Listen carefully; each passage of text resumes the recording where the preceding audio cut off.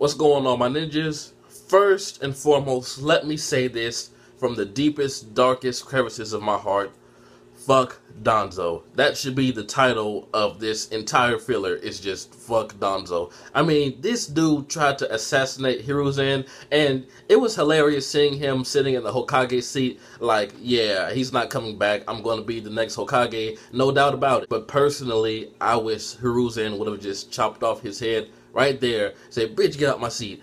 But I know deep down inside of myself that Danzo had a big part in the Orochimaru and Sarutobi fight. I swear, next episode, if we get the start of Orochimaru versus Sarutobi and we find out that Danzo is behind it somehow, man, I am going to rant and rage all over that review. Danzo is responsible for so much bullshit in the Naruto universe. And this episode pretty much confirms that Yamato was a snatched baby that Orochimaru and Danzo experimented on. And when you think about it, how many of those 60 kidnapped Anbu / snatched babies were killed for these experiments? Orochimaru and Danzo are assholes. Like I said, Orochimaru is a likable asshole, but Danzo is just an asshole. We even got this one scene with Orochimaru with, I believe it was a scalpel covered in blood. He had blood on his hands and on the cloth next to him.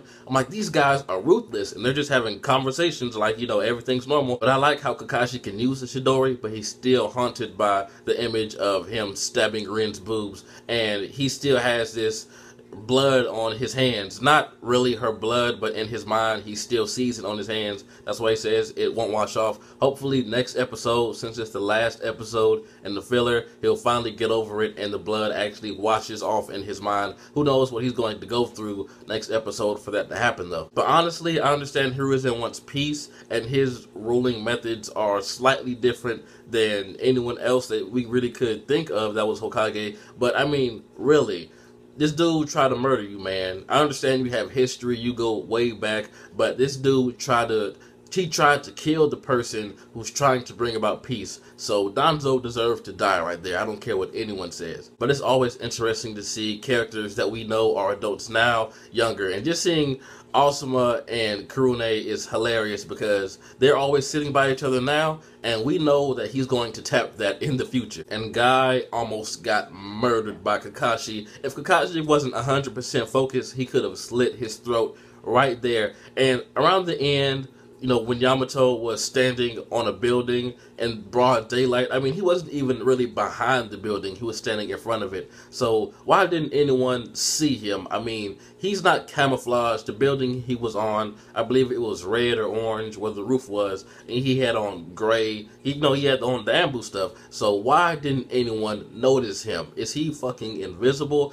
Even the people back then have forgotten about Yamato. But I just love how Kakashi let Yamato go and says, you will be useful to the Hidden Leaf one day. I guess he's trying to prevent another Nine Tails incident or something along the lines of that, because Yamato could have stopped that with his wood style, since the Sharingan and the wood style are the only things that can suppress the Nine Tails. So I guess Kakashi is going to try to win Yamato over, or maybe that did it right there. Maybe when Yamato saw that Kakashi let him go, he saw a compassion in Kakashi's eyes that he's not getting from Danzo's side. So maybe that's what triggers him to turn good or whatever. I mean, he's not good or evil. He was just raised by an asshole. So you really can't blame him for doing what he's doing. I mean, he was kidnapped when he was a baby, experimented on, and I'm pretty sure he was brought up to think one specific way. So really, anyone under Danzo's control, you can't really blame them. It's Danzo to blame. But anyway, tell me what you guys thought about this episode. This has been JB Chiha. Like, comment, subscribe, and I'm out.